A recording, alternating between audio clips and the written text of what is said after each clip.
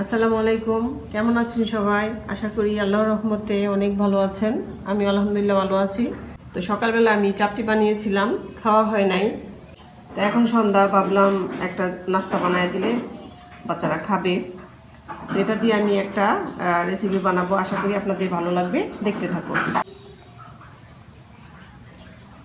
তো রুটিগুলিকে আমি এরকমভাবে বেলে নিলাম, তারপরে এটাকে ছুরি দিয়ে একদম চিকন চিকন করে কাটতেছি। তো এভাবে করে আমি 3টা রুটি কেটে নেব।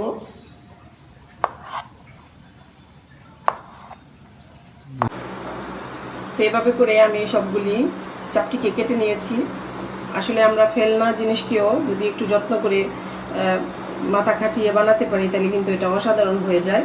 তো এটা আপনারা বানালেই বুঝতে পারবেন।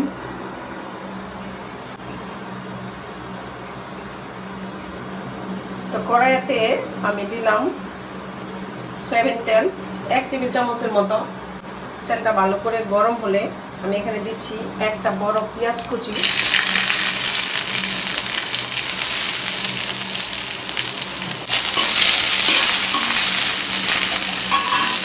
দিচ্ছি 3-4টা কাঁচামরিচ ফালি।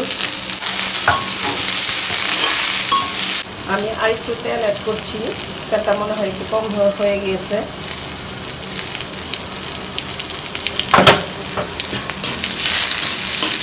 দিচ্ছি একটা ডিম,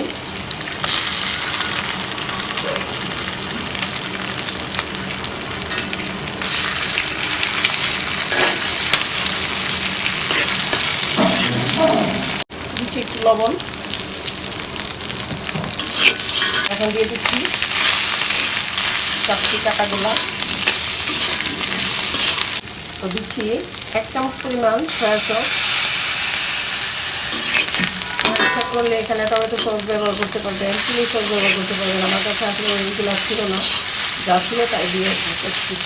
তো আরেকটু স্বাদ বাড়ানোর জন্য আমি দিচ্ছি 2 টুকরো মাংস ছিঁড়ে, আর মাংসের মধ্যে যে আলুগুলো ছিল সেখানে একটু ভেঙে ভেঙে দিয়েছি। এটা আসলে এটা স্বাদকে আরও বহু দিনে বাড়ায় দিবে। আর অ্যাড করবো একটা ম্যাগি মশলা।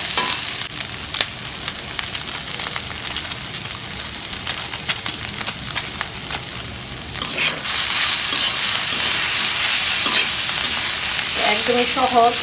আসলে এই চাপড়িগুলো ফেলে দিতাম, তো চিন্তা করলাম যে ফেলে না দিয়ে যদি একটু নাস্তা বানায় দেওয়া যায় তাহলে তো নষ্ট হয় না, সেই জন্যই করা আর কি। তো তৈরি হয়ে গেল চাপড়ি দিয়ে নুডলস রেসিপি। আপনারাও ট্রাই করবেন, ট্রাই করে দেখবেন কতটা মজার। এখন একটু পরিবেশন করি। তৈরি হয়ে গেল, দেখুন, চাপটি দিয়ে নুডলস রেসিপি। আশা করি আপনাদের ভালো লেগেছে। আপনারা ট্রাই করবেন। ট্রাই করে যদি ভালো লাগে তাহলে আমার চ্যানেলটাকে সাবস্ক্রাইব করবেন, লাইক করবেন, শেয়ার করবেন। আবারও সামনে নতুন নতুন ভিডিও নিয়ে আপনাদের সামনে আসবো ইনশাল্লাহ।